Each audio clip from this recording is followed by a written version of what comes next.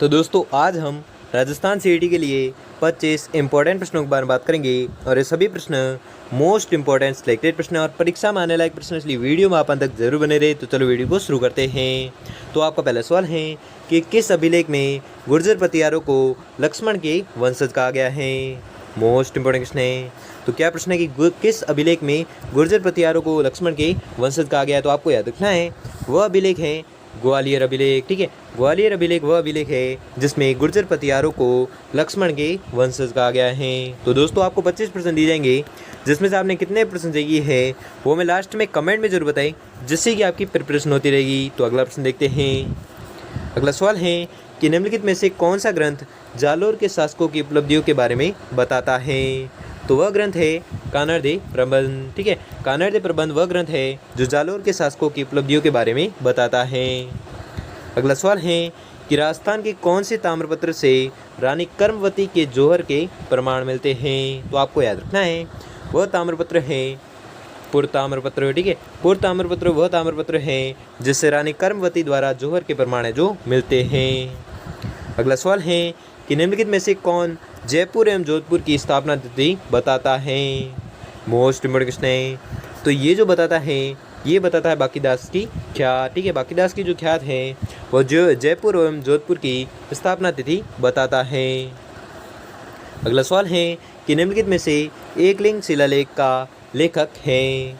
Most important question है और ये प्रश्न भी बहुत बार एग्जाम पूछा भी गया है, इसलिए इस प्रश्न को आपको रट लेना है कि निम्नलिखित में से एकलिंग शिलालेख का लेखक कौन है। तो आपको याद रखना है इसका जो लेखक है वो है महेश्वर। अगला सवाल है कि कछवाहा शासकों की किस राजधानी का वर्णन आमेर शिलालेख में मिलता है। तो आपको याद रखना है ये मिलता है जमरावगढ़ राजधानी का वर्णन। ठीक है, कछवाहा शासकों की जमरावगढ़ राजधानी का वर्णन है जो आमेर शिलालेख में मिलता है। अगला सवाल है कि अजमेर से प्राप्त बडली के शिलालेख में किस धर्म की जानकारी मिलती है। तो आपको याद रखना है यह जानकारी मिलती है जैन धर्म की। ठीक है, जैन धर्म की जानकारी मिलती है किस शिलालेख से। तो अजमेर से प्राप्त बडली शिलालेख से जानकारी मिलती है किस धर्म की। तो जैन धर्म की जानकारी मिलती है। अगला सवाल है कि किस शिलालेख को कर्नल जेम्स टॉड ने इंग्लैंड ले जाते समय समुद्र में फेंक दिया था। मोस्ट इंपॉर्टेंट प्रश्न है और ये प्रश्न बहुत बार एग्जाम पूछा भी गया है, इसलिए इस प्रश्न को आपको रट लेना है, कुछ भी करके याद कर लेना है कि किस शिलालेख को कर्नल जेम्स टॉड ने इंग्लैंड ले जाते समय समुद्र में फेंक दिया था। तो वह शिलालेख था मानमोरी शिलालेख। ठीक है, मानमोरी शिलालेख वह शिलालेख था जो कर्नल जेम्स टॉड ने इंग्लैंड ले जाते समय समुद्र में फेंक दिया था। अगला सवाल है कि जाबर शिलालेख में किसकी पुत्री रमाबाई को वागीश्वरी कहा गया है। मोस्ट इंपॉर्टेंट प्रश्न है और ये प्रश्न बहुत बार एग्जाम पूछा भी गया है, इसलिए इस प्रश्न को भी आपको रट लेना है, कुछ भी करके याद कर लेना है कि जाबर शिलालेख में किसकी पुत्री रमाबाई को वागीश्वरी कहा गया है। तो आपको याद रखना है यह कहा गया है राणा कुंभा की पुत्री वागीश्वरी को क्या कहा गया है राणा कुंभा की पुत्री रमाबाई को क्या कहा गया है वागीश्वरी कहा गया है। तो किस शिलालेख में कहा गया है। तो जाबर शिलालेख में कहा गया है। अगला सवाल है कि रघुवंश तिलक किन शासकों को कहा जाता है। तो आपको याद रखना है यह कहा जाता है कछवाहा शासकों को। अगला सवाल है कि कवि महेश अत्रि व कान्हा व्यास ने किस एक शिलालेख के लेखन में अपना योगदान दिया। तो आपको याद रखना है यह योगदान दिया था कुंभलगढ़ शिलालेख में। ठीक है, कुंभलगढ़ शिलालेख के लेखन में अपना योगदान दिया था। किसने किसने दिया था। तो कवि महेश अत्रि और कान्हा व्यास ने दिया था। अगला सवाल है कि रणकपुर का अभिलेख किस मंदिर के स्तंभ पर खुदवाया गया। तो आपको याद रखना है ये खुदवाया गया था चौमुखा मंदिर के स्तंभ पर। ठीक है, चौमुखा मंदिर के स्तंभ पर क्या खुदवाया गया। तो रणकपुर का अभिलेख है जो खुदवाया गया था। अगला सवाल है कि सूर्यमल मिश्रण कहाँ के दरबारी कवि थे। मोस्ट इंपोर्टेंट प्रश्न है। तो ये जो दरबारी कवि थे ये थे बूंदी के। ठीक है, बूंदी के दरबारी कवि कौन थे। तो सूर्यमल मिश्रण थे।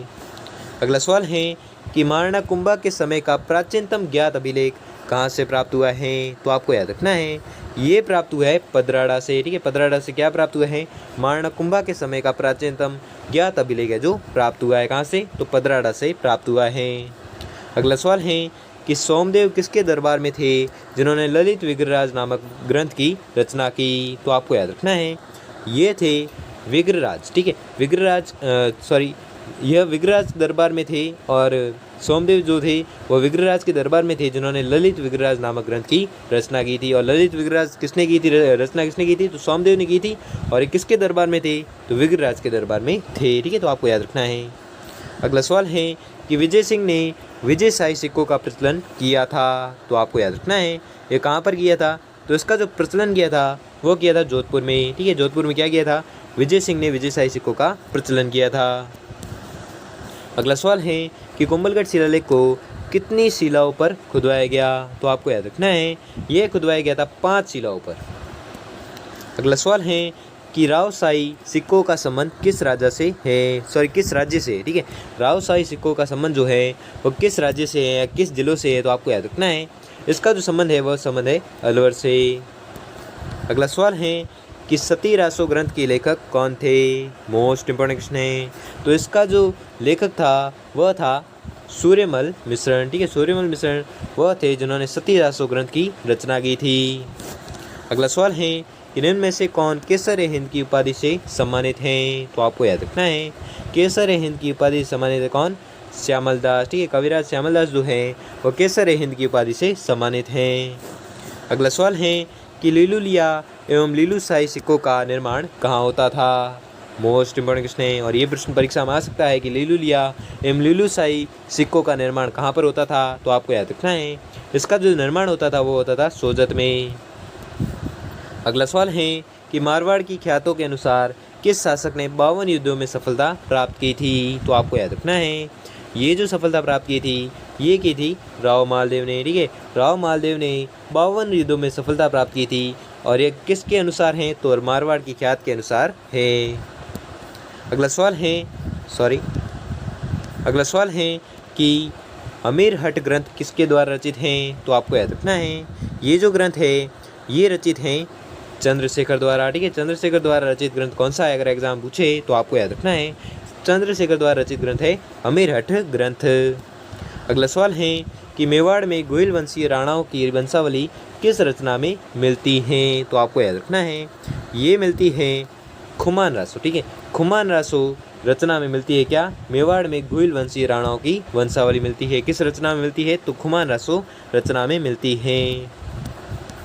अगला सवाल है कि मलिक मोहम्मद जायसी ने पद्मावत नामक महाकाव्य की रचना कब की थी, मोस्ट इंपॉर्टेंट क्वेश्चन है। तो इसकी जो रचना की थी वो की थी 1540 के आसपास। तो दोस्तों आपको 25% दिए थे, जिसमें से आपने कितने प्रश्न सही किए हैं वो हमें जल्दी से जल्दी कमेंट करके जरूर बताएं। और अगर आपको ये वीडियो थोड़ा भी हेल्पफुल साबित हो तो वीडियो को लाइक और चैनल पर नए तो चैनल को सब्सक्राइब कर लीजिए और बेल आइकन को प्रेस कर लीजिए जिससे वीडियो की नोटिफिकेशन आपको मिलती रहेगी। धन्यवाद।